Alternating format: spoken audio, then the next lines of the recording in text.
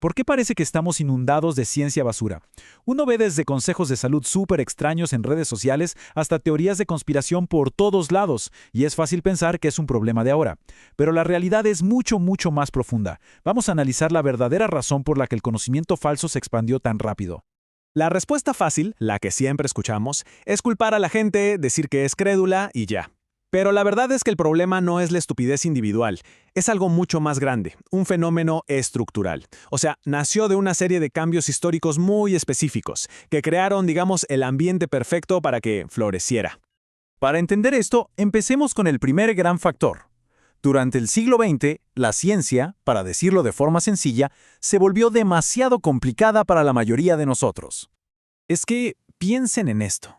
Campos como la mecánica cuántica o la epidemiología estadística se volvieron tan, pero tan especializados que se creó una brecha, un abismo gigantesco entre los que generan el conocimiento y el público en general. Por un lado tienes a los expertos hablando en un lenguaje súper complejo y por el otro al ciudadano promedio, que no tiene las herramientas para descifrarlo. Y ese vacío de comprensión es el terreno perfecto para la desinformación.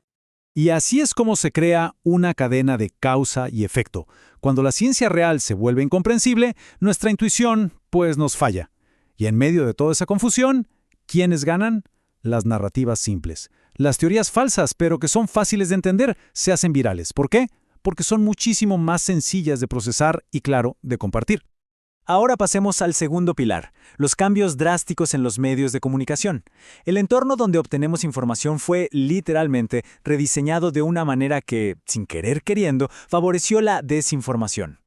Y aquí vemos que fue un doble golpe. Primero, la televisión transformó la ciencia en un show, en puro entretenimiento. Buscaban expertos carismáticos, explicaciones dramáticas y muchas veces simplificaban todo al extremo o sacaban las cosas de contexto. Y luego, claro, llegó Internet. Y el problema se multiplicó. Creó lo que se conoce como una asimetría fundamental. Y aquí se ve clarísimo. Producir ciencia real es caro, es lento y es súper riguroso. Requiere años de investigación, de verificación. En cambio, producir ciencia falsa es gratis, no necesita ninguna verificación y se publica al instante. Estructuralmente, la verdad quedó en una desventaja brutal. El tercer factor clave es psicológico y social. Una ola de ansiedad creciente en la sociedad creó una demanda masiva de respuestas simples, de respuestas que dieran calma. Y bueno, ese era un mercado que la ciencia basura estaba perfectamente posicionada para satisfacer. Es que el mundo se sentía cada vez más inestable, más aterrador. La desigualdad económica, las crisis del clima, las pandemias, todos estos son problemas súper complejos sin soluciones fáciles. Este miedo generalizado nos hizo psicológicamente vulnerables a explicaciones simplistas, esas que te ofrecen un culpable claro o una solución mágica. Y este es el punto crucial. En tiempos de estrés, nuestro cerebro prefiere 1000 veces las narrativas sencillas, las que confirman nuestros miedos o esperanzas. La ciencia basura no vende datos, vende historias. Historias que nos hacen sentir que tenemos el control en un mundo que parece un caos total. Y, por supuesto, aquí entraron los intereses comerciales. Vieron un mercado de consumidores ansiosos y con poco conocimiento científico y se aprovecharon. Empezaron a usar palabras que suenan a ciencia, como cuántico o detox, para vender productos, explotando esa brecha regulatoria y la necesidad de la gente de encontrar soluciones rápidas. Y todo esto nos lleva al cuarto y último pilar, que quizás fue el golpe de gracia. La erosión generalizada de la confianza en las autoridades de siempre, en las instituciones. Pensemos un poco en las últimas décadas. ¿Qué hemos visto? Escándalos corporativos, fraudes académicos, encubrimientos políticos. Todo esto fue minando poco a poco la fe del público en las instituciones. La idea de que los expertos eran una fuente infalible de verdad, pues simplemente se desmoronó. Y en ese vacío de confianza surgió una figura nueva, el experto alternativo. Ya saben, personas carismáticas, sin credenciales, pero con respuestas súper sencillas y seguras. Las redes sociales se convirtieron en su megáfono, permitiéndoles construir audiencias masivas sin ningún tipo de filtro, sin ninguna verificación. Así que, al final, no fue una sola cosa. Fue la convergencia de todos estos factores. Una ciencia demasiado compleja, un sistema de medios que premia la velocidad sobre la verdad, una sociedad llena de ansiedad buscando certeza y una desconfianza creciente en la autoridad. Todo eso junto, ¿qué creó? La tormenta perfecta.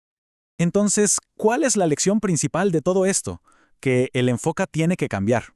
No se trata de culpar a individuos por creer en cosas falsas.